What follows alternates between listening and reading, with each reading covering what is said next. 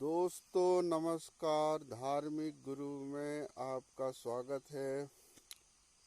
मुझे सब्सक्राइब करें और मेरे साथ जुड़े रहें। आज हम बात करेंगे सुख और दुख का।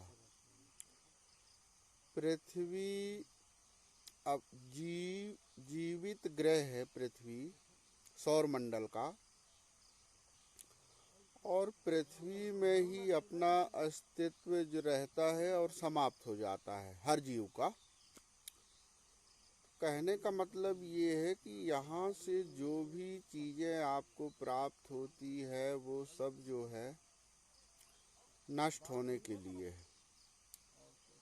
हमको जो सुख मिलता है वो भी नष्ट हो जाता है, जो सुख मिलता है वो भी नष्ट हो जाता है, जो दुख है वो भी नष्ट हो जाता है।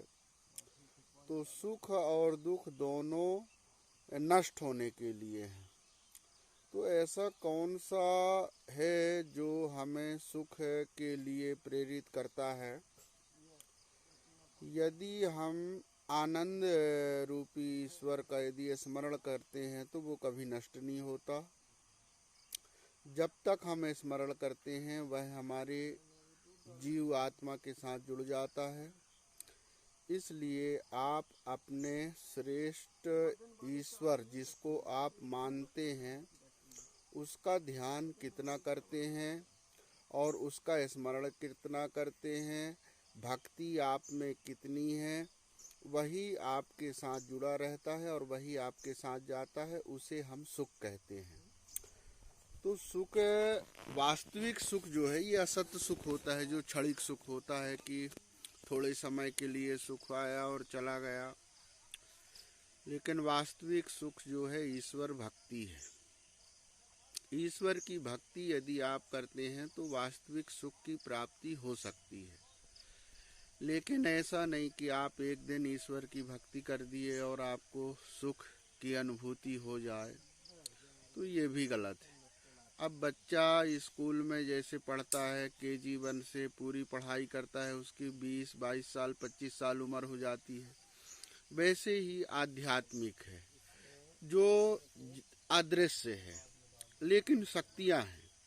जैसे सूर्य की किरण है, सूर्य की किरण को हम पकड़ नहीं सकते हैं लेकिन आभास होता है कि प्रकाश है, लेकिन प्रकाश को पकड़ नहीं सकते हैं। अंधेला है, अंधेला को पकड़ नहीं सकते हैं।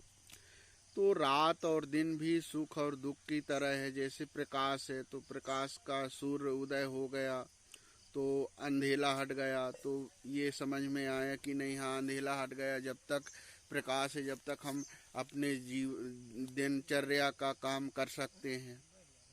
वैसे ही रात हो गई तो हमको जब दिखेगा नहीं तो हम क्या काम करेंगे। प्रकाश भी होगा तो एक निश्चित समय के लिए होगा, क्योंकि पूरी पृथ्वी में पृथ्वी के कुछ भाग में अंधेला हो जाता है, फिर कुछ भाग में उजाला रहता है। उसी तरह दुख और सुख हैं, ये जीवन के पड़ाव हैं, लेकिन दोनों ही कष्ट के कारक हैं। जिससे हमको सुख मिलता है उसी से दुख की प्राप्ति होती है।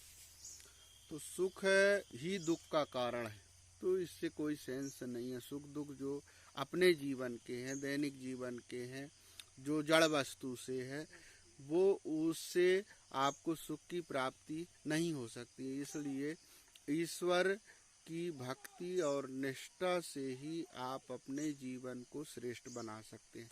तो हो गए दोस्तों, आज के लिए इतना ही। नमस्कार, नमस्ते।